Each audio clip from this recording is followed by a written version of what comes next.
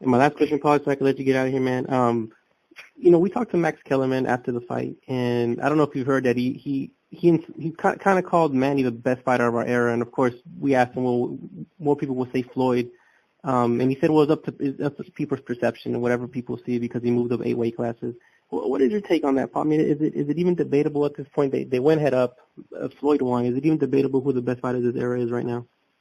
I don't think it is, but, opinions are like assholes. Everybody has one, right? You know what I mean? Including my opinion. I mean, really, it's only as important as you want to make it, but for me, I think that opinion is ridiculous. I don't think it's comparable. I think when you saw them in the ring with each other, I think you saw how ridiculous that opinion can be because, it looked like 2 different levels of fighter in there when they fought each other.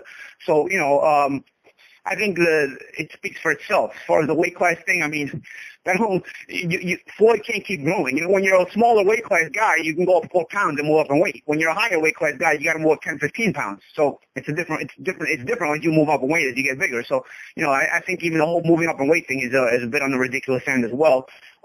You judge them by what they accomplished, the way they looked as far as head-to-head, also the way they fought, their styles, who's more effective in their style.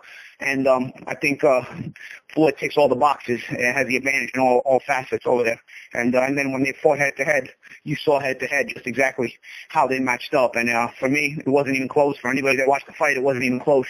And you saw, like I said before, looked like there was two fighters on 2 different levels. It looked like they didn't even compete in the same sport. I mean, literally, you watch that fight, you're like, these guys fighting. These guys are both fighters. There's one guy who didn't even look like a fighter that night, and one guy looked like several classes above the other guy. So, I think from that perspective, like I said, opinions are going to vary. Everybody's going to have their own, but I think the facts can kind of sway the opinion of people that really don't want to have an agenda against Floyd, and I think it's pretty clear Floyd is clearly the best fighter of this generation.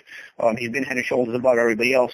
It doesn't mean there hasn't been other good fighters, other solid fighters, but clearly Floyd's been the best fighter of this generation.